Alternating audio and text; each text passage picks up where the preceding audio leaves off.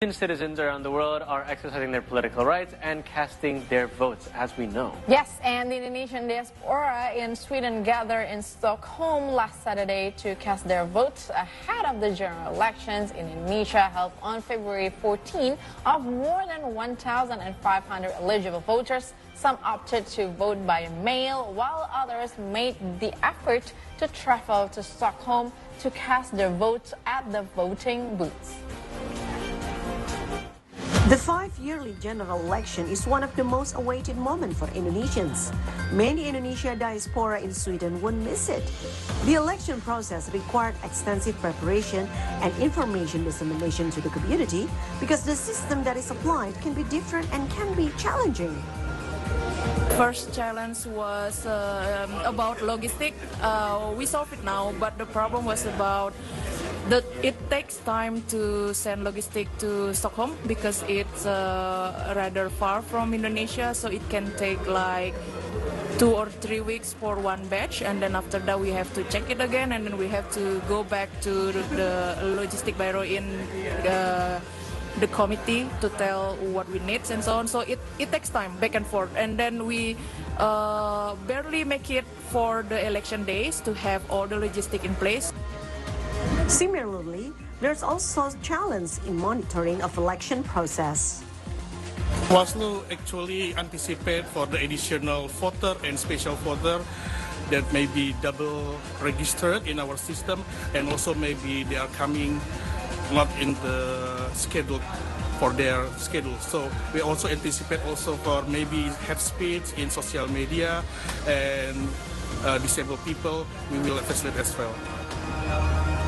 The election committee in Stockholm, Sweden held several informative sessions about the election mechanism so that the voters are not confused when contributing their votes.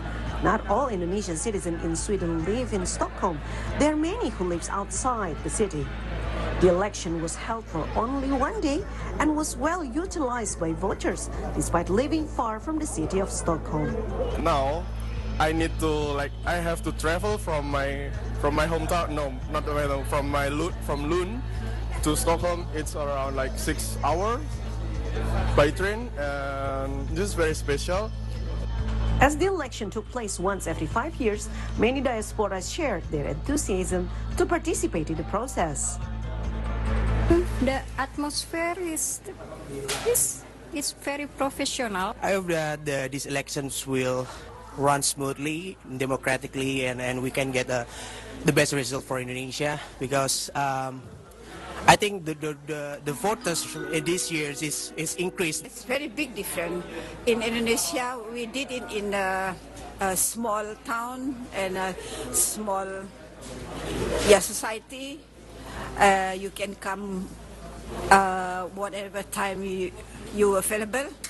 Oh, yeah, I think it's harder than the previous years, perhaps, because I think all three of the candidates have sort of similar chance to win these elections. But yeah, it's been really helpful with lots of information. The voting booth for the 2024 election was set up in the heart of Stockholm Drottninggatan. It makes easy access for the participants. There are over 1,500 eligible voters as Indonesian citizens spreading in Sweden and Latvia. Now, the committee has opened the booth from 8 a.m. until 6 p.m. in the afternoon. Now, some come to the booth, but there are also 614 voters that joining or participated but sending via mail post. Noni Bisano reporting for SEAToday from Stockholm, Sweden. That was, of course, our SEAToday contributor, Noni Wibisono. She used to be a producer here. Yeah. Bit of context for you there. All right, we're going for a quick break, and when we return, Ralphie will return with a recap from the world of sports. So stay tuned on the SEA Morning Show, only on SEAToday.